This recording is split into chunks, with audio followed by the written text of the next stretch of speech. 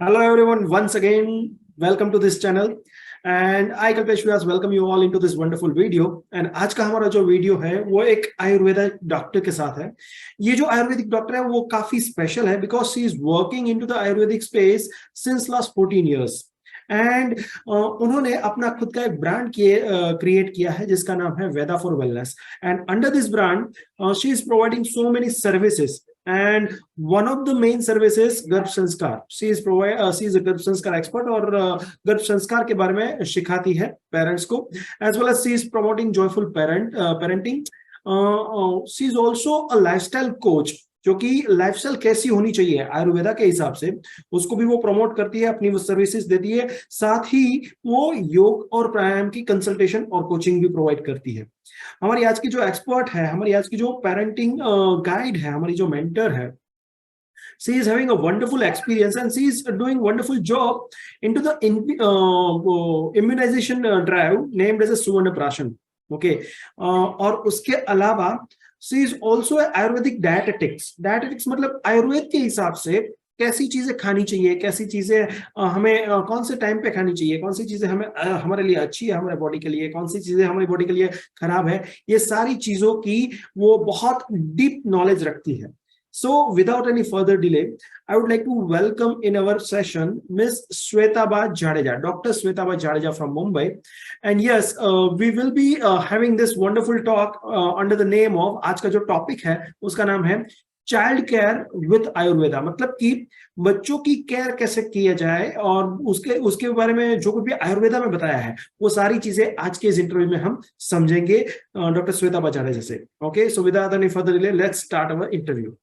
Okay, welcome Dr. Shweta Jadeja. I welcome you into this wonderful interview and thank you very much for taking time for us. Okay, so first of all मैं ये जानना चाहूंगा Dr. Shweta that you are having a wide experience into the Ayurveda space, okay, and you have also created this wonderful brand named as a Veda for Wellness. Okay, so can I have some idea, मतलब हम ये जान सकते हैं कि Veda for Wellness का actually concept क्या है and what exactly Veda for Wellness? So first of all, I would like to thank Spartan Kids for inviting me. जो लोगों के लिए इतने अच्छे टॉपिक और अवेयरनेस के लिए, पेरेंट्स के लिए, किड्स के लिए लेते आ रहे हैं. Thanks for asking me this question. What is Veda for Wellness mean? तो बेसिकली वेदा जो होते हैं हमारे सारे स्क्रिप्चर जो हमारे एंशियंट हैं, अभी के हैं, from where we are getting knowledge for everything. तो basically Veda is for well being. And that's why I kept that name as Veda for Wellness. Either it's for everyone, it's not limited with anyone, adult be, kid be, female be, it includes everything. Okay, so Veda for Wellness, तो lifestyle कैसी होनी चाहिए according to the वेदा, जहां तक मैं समझा हूँ वो आप वेदा फॉर वेलनेस के अंडर में आप प्रमोट करती है, उस चीज को आप ज्यादा से ज्यादा लोगों तक पहुंचाती है, राइट? जी, मैं उसी में ज्यादा बिलीव करती हूँ। Okay, and I believe it is very much required in today's time, जबकि हमारी जो लाइफ है वो काफी मतलब मॉडर्न हो चुकी है और हमारा खाना पीना और वो इतना कुछ बदल चुका है जिससे कि हम अपने बॉडी को ना बहुत खराब कर लेते हैं, राइट? हमारे मेंटल फिजिकल जो हमारी हेल्थ है वो काफी हम अफेक्ट कर लेते हैं and that's why Ayurveda is something के जो हमें बहुत बचा सकता है, इन सारी चीजों से हमें दूर रख सकता है, right? Okay, yeah so I would like to know that according to the हमारा जो टॉपिक है आज का इस इंटरव्यू का कि child care with Veda, Ayurveda, right? तो आयुर्वेदा में एग्जैक्टली ऐसी कौन सी चीजें बताई गई हैं कि जिससे कि हम अपने चाइल्ड को किस तरह से हम उसको बड़ा करें? ये जो मैंने आपको क्वेश्चन पूछा वो काफी ब्रॉड है, हम उसको कैटेगराइज कर सकते हैं इन्फेंट्स के लिए क्या इंस्ट्रक्शंस हैं या फिर किस तरह की चीजें हमें करनी चाहिए और टॉडलर्स जो है उसके लिए हमें क्या करना चाहिए अकॉर्डिंग टू द आयुर्वेदा? हाँ, आपने सही बताया। जैसे आयुर्वेद है वो लाइफस्टाइल का ही साइंस है, तो उसमें जैसे बच्चों के लिए भी अलग कैटेगराइजेशन है। उसके लिए जैसे अभी मेडिकल में पीडियाट्रिक ब्रांच है, उसमें भी ऐसे बाल्यावस्था की ब्रांच दी गई है। तो उसी में बाल्यावस्था को भी हर एक, जैसे इन्फेंट है, टोडलर है और किड है, मतलब उसके लिए बहुत अच्छे दिए। तो जैसे 6 महीने तक का जो शिशु है जन्मजात मतलब जो इन्फेंट है, न्यूबॉर्न है, उससे लेके 6 महीने तक वो एक इंक्लूसिव पीरियड होता है, एक्सक्लूसिव पीरियड होता है, जब हमें बच्चे की ज्यादा से ज्यादा केयर करनी होती है, because it is the most growing age, जहाँ बच्चा एक गर्भ में से बाहर आता है, यहाँ की सिस्टम को समझता है, उससे हैबिटेट होता है। तो जैसे अब हम सब जानते हैं, तो उसके लिए जैसे अभी मालिश है, और 6 मंथ के शिशु के लिए जो हमारा बेसिक 3 चीजें हैं, आहार, निद्रा एंड ब्रह्मचर्य। लेकिन जो शिशु है उसके लिए आहार और निद्रा सबसे ज्यादा इम्पोर्टेंट है। आहार में 6 महीने के लिए स्तन्य मतलब मातृ स्तन्य breast milk is exclusively recommended.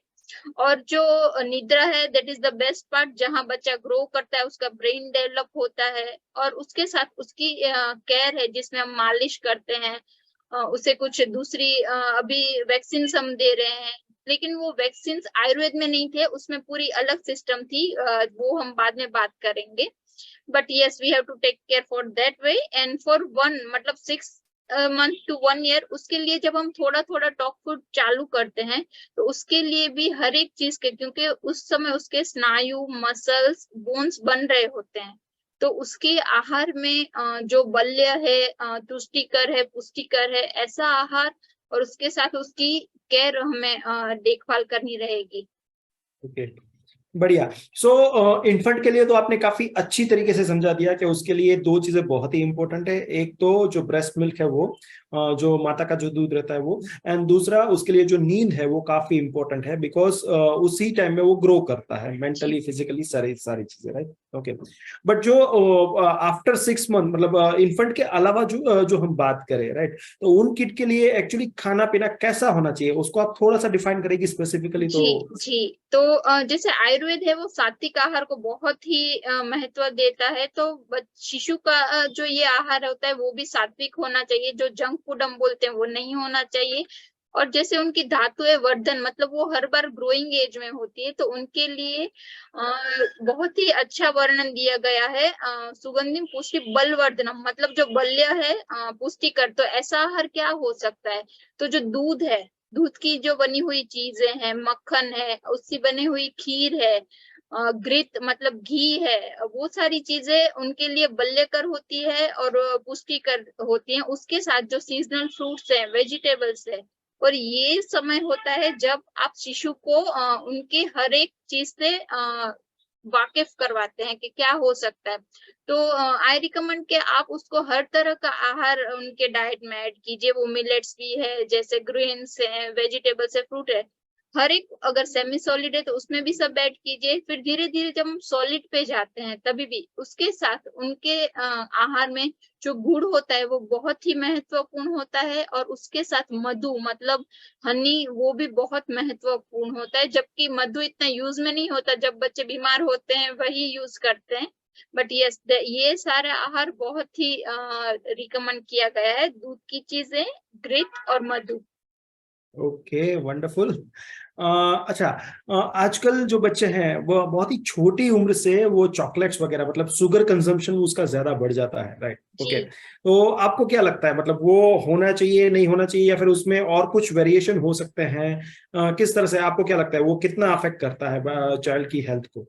जी, जैसे हम सभी जानते हैं कि शुगर इतनी हमारे लिए फायदे कारक नहीं होती है, क्योंकि वो बाकी सारी चीजों को डाइजेशन स्टॉप करती है। जो हम दूसरी चीजें खाते हैं उसको एब्सॉर्प्शन रोक देती हैं।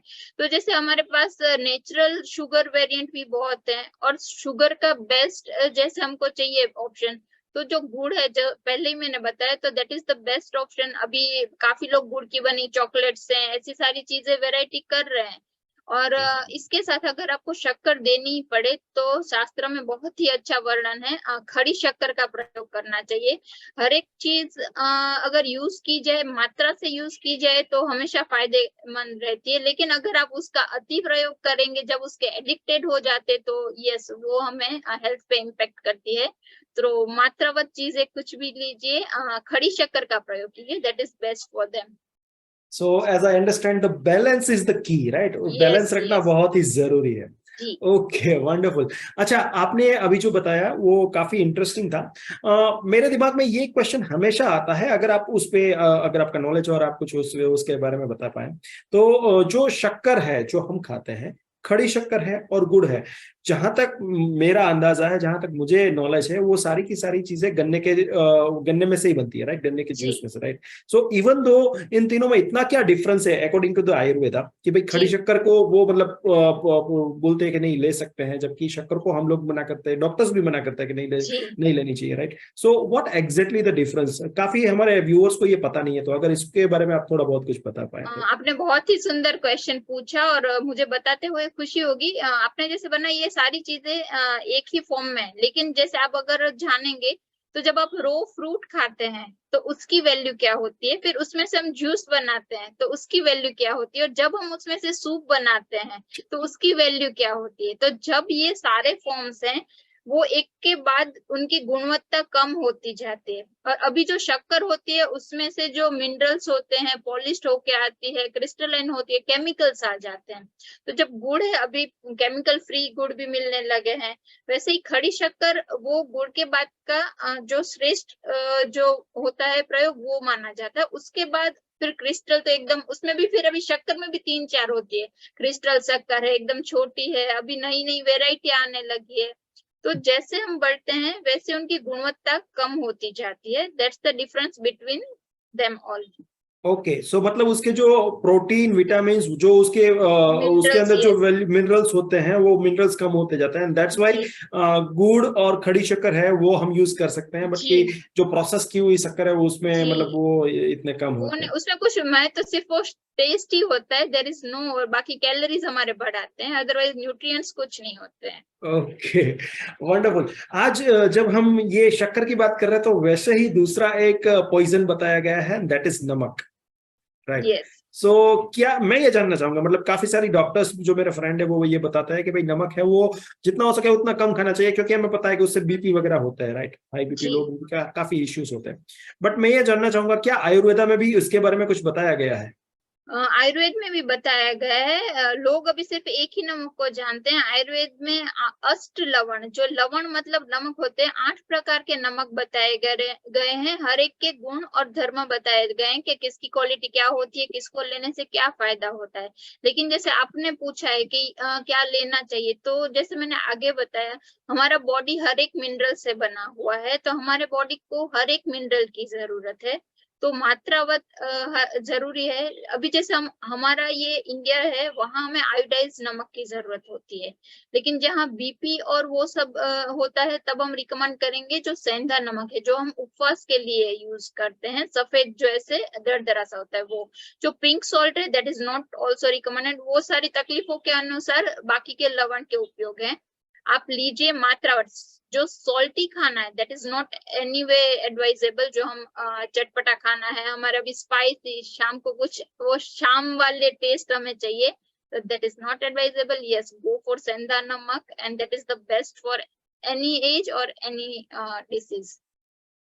ये स्पेशली क्वेश्चन मेरे दिमाग में क्यों आया वो भी मैं आज आपको क्लियर करता हूँ, जी बिकॉज मैंने बहुत सारे बच्चे ऐसे देखे हैं जो फूड पैकेज फूड्स रहते हैं, जी मतलब वेफर्स रहते हैं और डिफरेंट काइंड ऑफ नमकीन्स जो पैकेट्स में मिलते हैं वो खाते हैं, और मैंने काफी बार ये दिखा है, स्पेशली जो सोल्टेड वेफर रहती है उसमें इतना ज्यादा सोल्ट का जो प्रोपोर्शन रहता है, और बच्चे जिद करते हैं और मदर फादर उसको दे देते हैं, बट मुझे जहां तक लगता है वो बहुत ही हानिकारक है। एम आई राइट और रॉन्ग?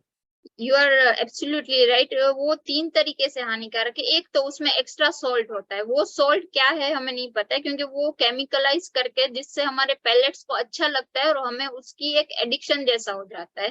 दूसरा, it is packed in a silver packet that is called multi layer packaging. वो हमारे लिए सबसे हानिकारक होता है, क्योंकि उसमें कितने दिन, महीने या सालों के बाद भी फूड का टेस्ट चेंज नहीं होता है। दूसरा, उसके अंदर जो एयर उसको सेव करने के लिए प्रिजर्वेटिव, लोग बोलते हैं प्रिजर्वेटिव नहीं है, but how can you save without preservative for long time. Exactly. ठीक है, तो that all are the factors that I am not recommending to any kid, even for adults also. मतलब मैं किड के लिए तो मैं ये जानता था कि ये नहीं होना चाहिए, बट आप जैसे बता रही है कि ये एडल्ट्स के लिए भी ये रिकमेंडेड नहीं है, तो definitely thank you very much for this wonderful knowledge. Yeah one more question I would like to ask, जब भी हम आयुर्वेदा की बात करते हैं या तो फिर वेदा की बात करते हैं, तो 16 संस्कार की बात होती है। जी हम स्पेशली किड्स के बारे में अभी यहाँ पे बात कर रहे हैं एंड चाइल्ड केयर के बारे में बात कर रहे हैं, तो मैं ये जानना चाहूंगा इन 16 संस्कार में से कौन से ऐसे संस्कार हैं जो बच्चों के लिए और कौन सी एज में वो होने चाहिए, राइट? हमारा जो आयुर्वेद शास्त्र है वो पूरे हमारे सनातन धर्म से जुड़ा हुआ है और 16 संस्कारों को भी उतना ही महत्व दिया गया है।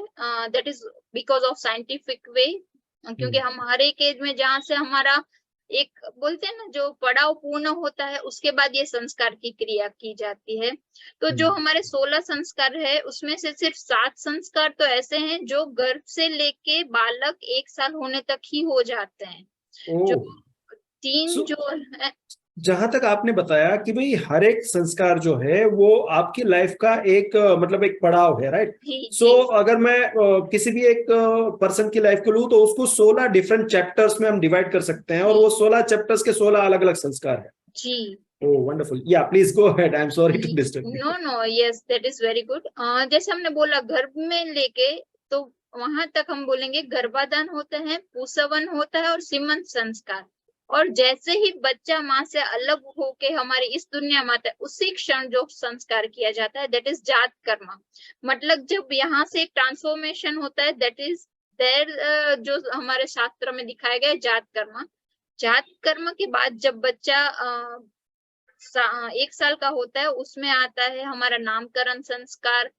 उसके बाद जो चौल कर्म होता है वो होता है। उसके बाद शास्त्र में विधि है जब बच्चा अंदर से बाहर आता है तुरंत हम उसे बाहर सूर्य प्रकाश में नहीं लेके जाते, जबकि अभी तो वैक्सीन के लिए काफी सारी बार डॉक्टर को दिखाने के लिए हम लेके जाते हैं। अदरवाइज अब 3 महीने के बाद उसको घर से बाहर निकलने का संस्कार किया जाता है और उसके बाद उनके कर्णवेद और जब पढ़ाई से पहले इतने संस्कार किए जाते हैं।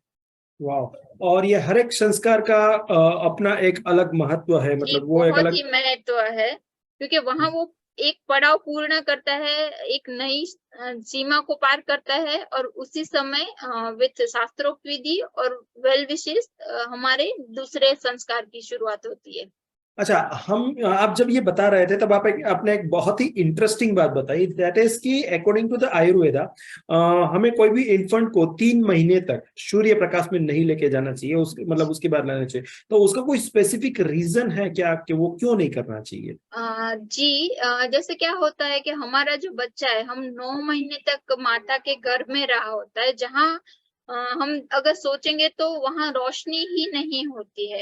मतलब बच्चा एक तो घर में रहा है उसके साथ वो रोशनी नहीं है, बाहर आता है तो उसके साथ हमारी सृष्टि तुरंत ही जुड़ जाती है। लेकिन बच्चा अभी उसको एडॉप्टेड होने के लिए तैयार नहीं होता है। हर एक जो क्रिया होती है एक समय निश्चित किया हुआ होता है। जैसे हम भी बोलते हैं कि 40 दिन तक जो प्रसव अवस्था वाली स्त्री है उसको और बच्चे को ये चीजें नहीं सूतक लगता है हमें। लेकिन 3 महीने तक वो अच्छा होता है, उसकी इंद्रियां मजबूत होती हैं और तभी वो जाके वो सनलाइट को लेने के लिए सक्षम हो जाता है और तभी वो उसके रेस को ग्रहण करके बॉडी को भी अपना स्ट्रॉन्ग बना सकता है। वंडरफुल, ग्रेट, बहुत ही बढ़िया। मतलब ये जो आपने जो बात बताई सूर्य प्रकाश वाली, वो पहली बार मतलब वो मुझे क्लिक हुई कि हाँ, जब बच्चा अंदर होता है तब उसके आसपास कोई इतना प्रकाश नहीं होता है और जी बाहर आने के बाद तुरंत ही अगर वो लाइट के साथ उसका इंटरेक्शन होता है तो डेफिनेटली मतलब वो उसकी जो सेंसेस है वो इतनी शायद तक पावरफुल ना बने, राइट? जी सो ऐसी तो बहुत सारी चीजें आयुर्वेदा में बताई गई होगी जो कि लोगों तक पहुंची ही नहीं है, and I am really thankful to you कि आपके माध्यम से हम अपने जो व्यूअर्स हैं, हमारे जो सब्सक्राइबर्स हैं, हमारे जो कस्टमर्स हैं, उनके तक ये सारी इंफॉर्मेशन हम पहुंचा पाते हैं ताकि वो अपने बच्चों के ध्यान अच्छी तरह से केयर कर पाए। अच्छा, ऐसा कुछ स्पेसिफिक आप मुझे बताना चाहेंगी कि भाई अकॉर्डिंग टू द आयुर्वेदा ये चीजें तो करनी ही चाहिए, ओके, और ये चीजों तो मतलब बिल्कुल अवॉइड करनी चाहिए, ऐसी कोई 1 2 3 चीजें जो भी आप बताना चाहे बच्चों को अपब्रिंगिंग के लेके? आयुर्वेद बेसिकली वो शास्त्र ही इन सारी चीजों का है, to do rather than to don't वाले चीजों का।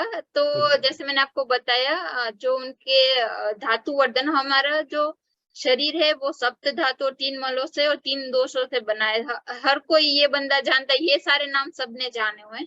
लेकिन धातु वो चीजें होती है जो हमारे बॉडी को रिस्ट्रक्चर करती है, फॉर्म करती है, रिजोनेट करती है, रीग्रो करने में मदद करती है। तो इन धातुओं का वर्धन बहुत ही जरूरी है। तो इन सारी क्रियाओं के लेके जो बच्चा है उसे हम अभी जैसे देख रहे हैं, बहुत टाइम कभी भी बच्चा उठता है, कभी भी सोता है। तो एक आयुर्वेद में जैसे सबके लिए निर्णय है, वही बच्चों के लिए है। सूर्य के साथ मतलब प्रातः काल जितना जल्दी हो सके उठिए, और संध्या के होते ही रात्रि में जब वो काल होता है तभी आराम से जल्दी सो जाइए। अभी अगर हम जल्दी कहेंगे तो 8 बजे बच्चा नहीं सोएगा, लेकिन अगर 10 बजे भी सो जाते हैं, दैट इज ऑलवेज एडवाइजेबल। दूसरा, उनको थोड़ा सा सनलाइट देनी है, क्योंकि अभी बहुत देखा गया है बच्चों को गर्मी न लगे, वो डर से कंटिन्यूअस एसी में रखा जाता है, तो जिसकी वजह से फ्रेश एयर नहीं उनको मिल पाती है। कहीं ना कहीं फिर वो विटामिन की कमी होती है, और we are giving injectable medicine, syrups, anyway. तो ये सारी चीजें हमें नहीं मिल पाती है। बच्चों को खुले में खेलना देना चाहिए। हमारा शरीर पंचमहाभूत का बना है, तो उन्हें बाहर खेलना दीजिए, वो पंचमहाभूत से मर्ज होने दीजिए। उसके साथ ज्यादा उन्हें रोकने से अच्छा है उनको एक्सप्लोर करने दीजिए, एक्सपीरियंस करने दीजिए। और मैं कहूंगी, आप अगर आदत रखेंगे सात्विक आहार की, तो बच्चा अपने आप वो कर देगा, because it is the replica of your behaviour. Okay, so आपने 2 से 3 बार एनहेंस किया इस पॉइंट को कि भाई सात्विक आहार लेना चाहिए, सात्विक आहार लेना चाहिए। तो मैं हमारे जो व्यूअर्स हैं, हमारे जो कस्टमर्स हैं, उसके लिए मैं ये डिफाइन करना चाहूंगा कि व्हाट एग्जैक्टली द सात्विक आहार, अकॉर्डिंग टू द आयुर्वेदा, सात्विक आहार की डेफिनेशन क्या है, क्या होना चाहिए। यूजुअली लोगों को पता होता है, बट इवन दो मैं थोड़ा सा उसको डिफाइन जी करना चाहूंगा। जी जी, सात्विक आहार सबसे पहला तो होम कुक्ड होना चाहिए, घर पे बना हुआ होना चाहिए। वहां ओके, क्योंकि हम तो हमेशा ये स्विगी जोमेटो चलते रहते हैं। I understand. ये बहुत ही मतलब क्रिटिकल पॉइंट बताया। मैं क्यों बता रहा हूँ, क्योंकि काफी बार हमने देखा है कि जो मदर्स रहती है वो बच्चों के टेक केयर में और फैमिली को टाइम देने में इतना सारा टाइम मतलब होता है, और स्पेशली अगर कोई वर्किंग वुमन है और वो मदर बनती है, और जब भी वो मतलब जॉब स्टार्ट करती है after delivery and all this thing, तो उस टाइम पे ना ये जो पहला पॉइंट आपने बताया कि स्विगी जोमेटो नहीं होना चाहिए, घर पे बना होना चाहिए, वो ना काफी बार वो फॉलो नहीं होता है। या so that's why I got this laugh. Yes, it's absolutely, क्योंकि बहुत बार हमने भी देखा है, और समय के साथ काफी प्रॉब्लम्स भी होती हुई हमने देखी है। उसी के साथ जैसे आयुर्वेद में तो बहुत है, शायद हम भी फॉलो नहीं कर सकते, कि खाना बनने के कुछ समय के अंतराल में ही हमें खा लेना चाहिए, लेकिन शायद वो नहीं हो पाता है। जो हमारा आहार है वो बैलेंस, जैसे आपने पहले ही बात की कि बैलेंस होना चाहिए हर एक में, तो बैलेंस में हमें हर एक चीज को इंक्लूड करना है। वो मिल्क है, प्रोटीन है, जैसे सारे पल्सेस है, दाल है, ग्रेन्स है, राइस है, और स्वीट, तो स्वीट में हमेशा गुड़ को अपने आहार में इंक्लूड कीजिए। हमारे आयरन के लिए, कैल्शियम के लिए, एब्सॉर्प्शन के लिए बहुत ही इम्पोर्टेंट है। और सीजनल फ्रूट्स और वेजिटेबल अवश्य लेने चाहिए। जितना हो सके उससे सेमी कुक या कुक के आहार में, जैसे आयुर्वेद में है उसमें रो का इतना वर्णन नहीं है। जब हम खाना पकाते हैं तो सुपाच्य हो जाता है, और उसके बाद हमें जो क्या बोलते हैं, पोषण देने के लिए वो सक्षम हो जाता है। ओके, तो मैं ये जानना चाहूंगा कि क्या आयुर्वेदा में हमारा जो खाना है उसको पकाना चाहिए, ऐसा बताया गया है क्या आयुर्वेदा में? जी जी, क्योंकि बताया गया बहुत है। सारी जगहों पे हम अभी ये सुनते हैं कि भाई एक्चुअली जो फ्रूटेरियंस आज आजकल माहौल बहुत चल रहा है कि फ्रूटेरियन लोग बन यस, गए या तो फिर वीगन बन गए, राइट। सो बहुत सारी जगहों पे ऐसा बताया जाता है कि भाई आप अगर खाने को पकाते हैं तो उसकी जो वैल्यूज है वो चले जाते हैं, आप उसको यूज नहीं कर पाते, मतलब वो नहीं करना चाहिए। Raw food is the best food, yes, ऐसा right? See there is a differentiate between जो हमको पकाना है एंड जो रो खाना है। जो फ्रूट्स हैं और कुछ जैसे सलाड्स है वो हमें रो रो लेते हैं, लेकिन जब हम हर एक चीज रो लेने लगेंगे तो what will be the result? हमारा डाइजेस्टिव सिस्टम एक एंजाइम उसको पचाने के लिए सक्षम होता है। कुछ चीजें होती हैं वो सुपाच्य नहीं हो सकती है, तो उसको हमें एक सीमा तक पकाना है, न ज्यादा न कम। तो जैसे पल्सेस है उसको भी पकाना है, वो कैसे पकाना है उसकी भी अलग विधि है। तो there is a difference. Yes, fruits हमें रो लेना है, और जो वेजिटेबल्स ग्रेन्स हैं वो लेने। और मैं एक बात, जैसे अभी आपने बोला कि वेगन, तो मैं एक बहुत ही सुंदर बात बोलना चाहूंगी कि जो वेगन है वो हमारी संस्कृति नहीं है। मैं वेगन से विरोध नहीं कर रही हूँ, लेकिन वो हमारी संस्कृति नहीं है। बिकॉज हमारे हिंदुस्तान में ज्यादातर लोग वेजिटेरियन हैं, जो मांसाहार करते हैं वो भी एक सीमा तक करते हैं। We are not using that type of कतल और व्हाट जो भी है, हम एग्स शायद खाते हैं। तो अगर हमारे आहार में मिल्क और मिल्क प्रोडक्ट नहीं होगी, तो हमारा जो इंडियन बॉडी है, जो हम यहाँ पे पड़े हुए हैं, इट्स नॉट एडवाइजेबल कि आप वेगन में कन्वर्ट हो जाओ। तो हाँ, मतलब वो अलग अलग एनवायरनमेंट के हिसाब से, अलग अलग कंट्री के जो है कल्चर है, उसके हिसाब से वो होना चाहिए। I totally agree with you, it's a wonderful information. Okay, इसके साथ मैं एक और चीज जानना चाहूंगा। आप एक इम्यूनाइजेशन ड्राइव चलाती है सुवर्ण प्राशन, राइट? ओके, सो और जहां तक मैं जानता हूँ it is similar kind of vaccination, is it? जी, यस। हाँ, तो ये मतलब आयुर्वेदा के फॉर्म में जो वैक्सीनेशन है उसके बारे में आप कुछ बताएं, क्या है वो, किस तरह से लोग उसको यूज कर सकते हैं और उसके क्या फायदे हैं? जी, बहुत ही सुंदर सवाल पूछा आपने। तो जैसे अभी जन समाज में बहुत ही प्रचलित हो गया सुवर्ण प्राशन, लेकिन क्यों, उस पे मैं थोड़ा हाईलाइट करना चाहूंगी। क्योंकि क्या होता है कि अभी के समय में हमारे हर एक रोग के लिए अलग अलग वैक्सीन है। हमारे पहले के समय में वैक्सीन नहीं थी, लेकिन तभी भी लोग हमसे ज्यादा स्वस्थ थे, और उसका राज था स्वर्ण प्राशन। वो रोज स्वर्ण प्राशन का प्रयोग करते थे। जब हमारे शरीर में सोना मतलब धातु होती है, लेकिन हमको सोचते हैं कि सोना कैसे खा सकते हैं, उसका खाने का रूप अलग होता है और पहनने का रूप अलग होता है।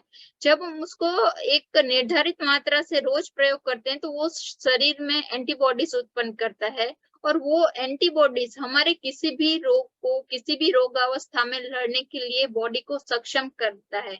अभी जैसे आयुर्वेद है, वो 3 दोषों के शास्त्र पे ही बना हुआ है। तो अगर कोई भी आप रोग लेंगे, तो वो दोषो दुष्टि या मल दुष्टि से ही होगा। जब हमारे रोगों को इनके अंदर डिफाइन है, तो जो हमारे एंटीबॉडीज है वो उसको कंट्रोल कर सकते हैं। लेकिन अगर मैं बोलूंगी कि एमएमआर वैक्सीन, तो सिर्फ वो एमएमआर को ही कर सकती है। हमारे जो वैद्य है उसमें काफी लोग इतने भी प्रैक्टिस करते हैं कि उन्होंने अपने बच्चों को वैक्सीन नहीं दिलवाई है, and even though their kids are so healthy with suvarna prashan. And it's not only about like the vaccination, but yes, I can also say it provides immunity to kids. It's for all or well-being of kid, spiritually, physically and mentally. Oh wonderful. So हम आज की date में मतलब जब भी कोई parent बनता है तो गवर्नमेंट की ओर से वो एक कार्ड दिया जाता है जिसमें माँ अमृतम कार्ड और समथिंग लाइक दैट, जिसमें सारी चीजें बताई कि भाई इस एज पे ये वैक्सीन लेनी है, ये वैक्सीन लेनी है, ये वैक्सीन लेनी है, वॉट एवर इट इज, जो कि एलोपैथी के हिसाब से है। जबकि अगर हम आयुर्वेद में देखें तो एक ही चीज है सुवर्ण प्राशन, जिससे कि ये सारी चीजों को हम क्योर कर सकते हैं उसको, राइट? वंडरफुल। ये पहली बार मतलब ये मुझे इंफॉर्मेशन मेरे ध्यान में आई है कि आयुर्वेद में सिर्फ एक ही चीज है सुवर्ण प्राशन, जिससे कि हम बहुत सारी मल्टीपल चीजों को हम एक साथ एड्रेस कर सकते हैं। और मैं एडवाइस करूंगी, जैसे अभी का समय चल रहा है, हम अभी कलयुग में जी रहे हैं, तो शायद हम काफी लोग इस मत से सहमत ना भी हो पाए, लेकिन मैं बोलूंगी कि सारी वैक्सीन के साथ अगर आप ये दोगे, तो भी आपका बच्चे का ओवरऑल जो है ग्रोथ वो होने ही वाला है। तो वाई टू अवॉइड? जब हमारे पास एक के साथ अनेक हैं, तो क्यों हमें उसे अवॉइड करना। वंडरफुल। अच्छा, सुवर्ण प्राशन, जैसे जैसे मुझे पता है कि आप ये ड्राइव चलाती हैं और मुझे बहुत सारे अलग अलग जगहों पे भी सुवर्ण प्राशन मिलता है, बट उसकी कुछ स्पेसिफिक मेथोडोलॉजी होती है बनाने के लिए, ऐसा कुछ होता है? जी, आयुर्वेद में हर एक चीज के लिए निर्धारित मात्रा, गुण, प्रयोग विधि और समय होता है, और सबसे ज्यादा सुवर्ण प्राशन का। ये कभी भी नहीं बन सकता। ये सिर्फ पुष्य नक्षत्र जो सबसे श्रेष्ठ नक्षत्र माना गया उसी के दिन बनता है। उसकी कुछ विशिष्ट विधि होती है। उसमें प्रयोग की जाने वाली औषधियां भी विशिष्ट होती हैं, और सबसे ज्यादा जो सोना है सबसे श्रेष्ठ धातु उसका ही प्रयोग किया जाता है। उसके साथ जो बल्य और बुद्धिवर्धन औषधियां उसका घृत और मधु का प्रयोग किया जाता है, और उसी दिन से हम बच्चों को धोने की शुरुआत करते हैं। वाह, सो वो एक स्पेसिफिक टाइम पे ही लिया जाता है, एक स्पेसिफिक नक्षत्र जी में। जी ओके। जी। तो क्या ये मतलब जब हम सुवर्ण प्राशन, जैसे आपने बताया कि वो पुष्य नक्षत्र में लिया जाता है, तो वो जो पर्टिकुलर दवाई है या फिर सुवर्ण प्राशन जो है, उसके ऊपर क्या ग्रहों की भी विधि उसके ऊपर जी कुछ असर करती है? जी। हमारा जो शरीर है उस पे ग्रहों की, दिशाओं की, समय की और काल की बहुत ही असर होती है। काफी बार हमने देखा होगा, गर्मी होगा तो हमें भूख नहीं लगती है। अच्छा, और जब हमारी ठंडी होती है तो भूख अच्छी लगती है। उसी समय पुष्य नक्षत्र के दिन हमारी धातुएं वर्धन मतलब ग्रोइंग स्थिति में होती है, और उसी समय जब हम इस धातु का अगर प्रयोग करते हैं सुवर्ण प्राशन का, तो हमारा बॉडी उससे पचाने के लिए सक्षम होता है और वो अच्छे से एब्सॉर्ब कर लेता है। उसी के साथ वो डबल पावर से स्ट्रॉन्ग हो जाता है। उसका काल सूर्य उदय से लेकर सूर्य अस्त के बीच में ही लेने का रहता है। सूर्य अस्त के बाद हमारी धातुएं धीरे धीरे सोने जैसी अवस्था में आ जाती है। जैसे हम शाम के बाद हम भी थोड़ा थक जाते हैं, हमारी क्योंकि हमारी धातुएं ऐसी हो जाती है। उसी समय सर्वश्रेष्ठ समय होता है चंद्र और पुष्य नक्षत्र का योग होने पे हमें बहुत ही फायदा होता है। Wonderful wonderful.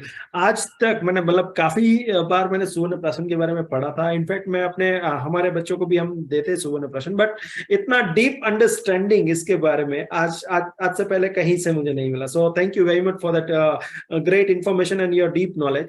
कोई एक लास्ट चीज आप कुछ बताना चाहें हमारे व्यूअर्स को, बच्चों की कैसे केयर करें या ऐसा कुछ भी, whatever you would like to, आप कोई मैसेज देना चाहें हमारे व्यूअर्स को आयुर्वेदा के बारे में? आयुर्वेद के लिए तो बहुत कुछ बोल दिया, लेकिन मैं अभी जो हमारी सीजन चल रही है, अभी जो हमारा अभी वर्षा ऋतु शुरू हुई है, काफी लोगों को सर्दी खांसी हो जाती है, काफी को सुबह उठ के छींके आने लगती है। तो जो मेरे प्रयोग में मैंने देखा है, उठ के बच्चों को सबसे पहली चीज हल्का सा भले 1 घूंट हल्दी वाला दूध दीजिए, थोड़े दिन निरंतर प्रयोग कीजिए और अपने रिजल्ट मुझे बताइए। उसकी अंदर से इम्यूनिटी बढ़ेगी, इन रोगों से उन्हें मुक्ति मिलेगी। हमारी जो गलती क्या होती है, जब बच्चे बीमार या खांसी होती है ना, तभी हम हल्दी वाला दूध या कुछ भी दवाई शुरू करते हैं। लेकिन prevention is always better than cure, तो this is the time you should take care of. So दीजिए and take care for your kids.